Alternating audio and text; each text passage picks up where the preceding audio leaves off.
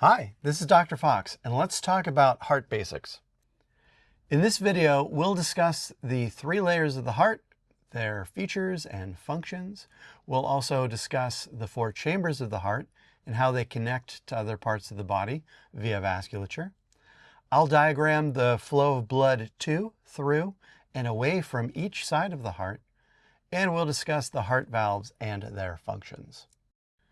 So let us start with a discussion of the heart wall.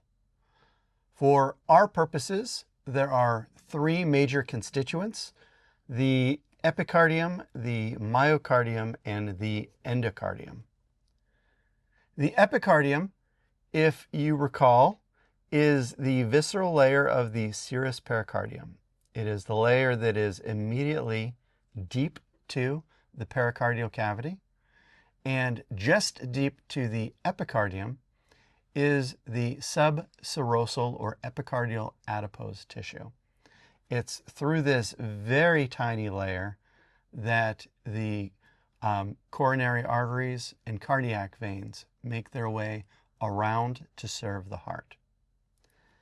The most robust or the thickest layer of the heart is that of the myocardium. Recall that myo is muscle, so this is the muscular layer of the heart. And this consists of cardiac muscle tissue.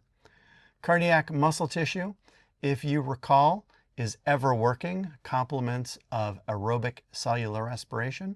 So we're making tons and tons of ATP through aerobic cellular respiration, which allows our heart to continue beating. There are also plenty of fibroblasts which exist within this layer, which lay down connective tissues and matrix to keep things connected. Within various chambers of the heart, this myocardium can be highly specialized. So for instance, in portions of the atria,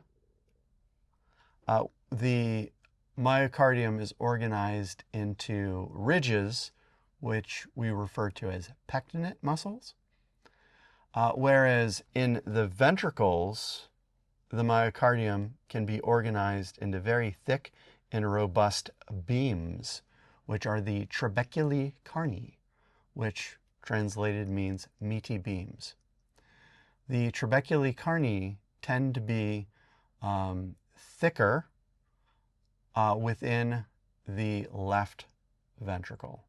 So the myocardium of the ventricles is thicker than that of the atria, and it is especially thick in the left ventricle versus the right ventricle, because that left ventricle has to send blood out to the entirety of the systemic circulation, so all of the body, whereas the right ventricle only has to send the blood out through pulmonary circulation, so out to the lungs. Finally, deep to all of this is the endocardium. The endocardium is the layer of the heart which comes into contact with the blood within. So let's look at the heart side by side, chamber by chamber, and let's start with the right side of the heart. The right side of the heart consists of a right atrium, which I can outline here, as well as a right ventricle. The right atrium is going to receive blood through three sources: the superior and inferior vena cavae, as well as the coronary sinus from the heart. So we can see blood flowing in through these vena cavae here and there. The opening to the coronary sinus is located on that interatrial wall that I've indicated with the dot here. So all blood flows back to the right atrium, like all roads lead to Rome, and that blood from the right atrium is going to travel through the tricuspid valve, tri meaning three cusps, and into the right ventricle.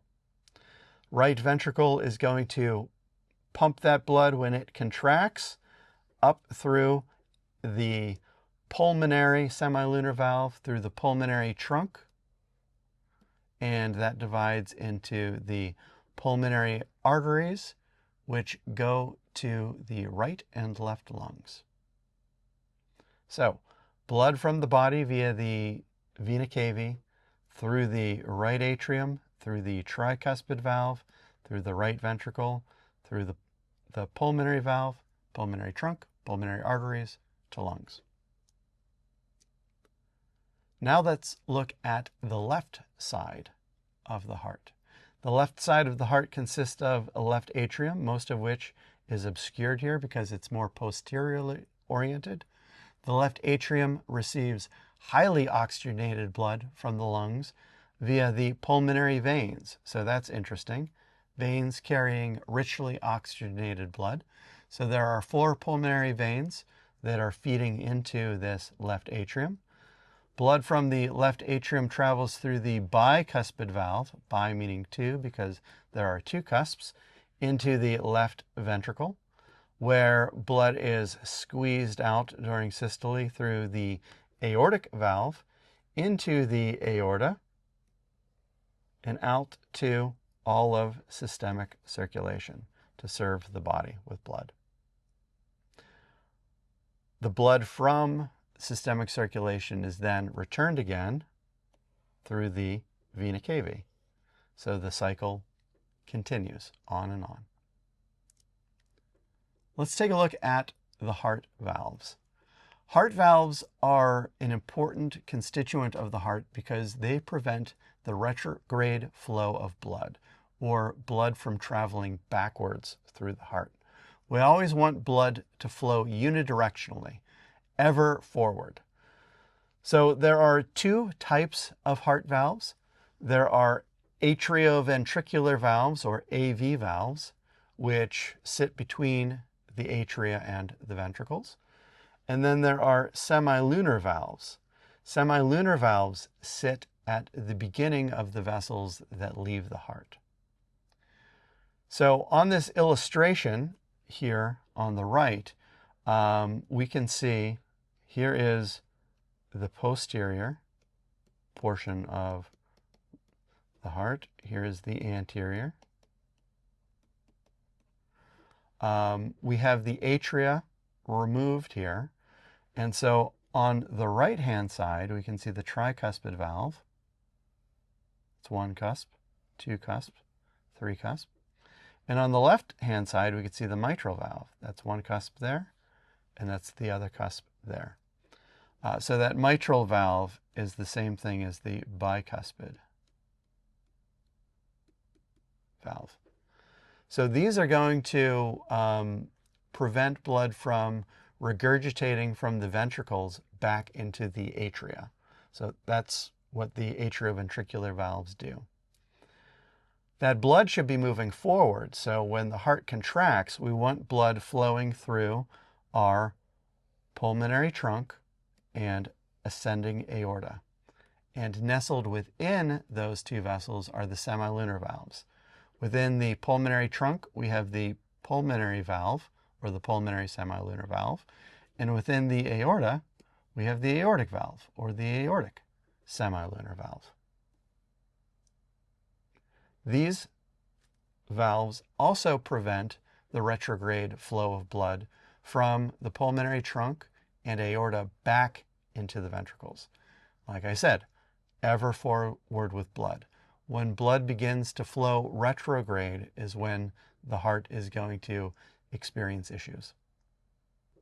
So we've discussed the 3 layers of the heart, their features and functions. We've gone through the 4 chambers of the heart and how they relate to other parts of the body through their valves and vasculature.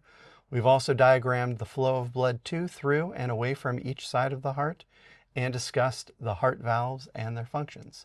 Thank you so much for your time, and I'll talk to you in the next video.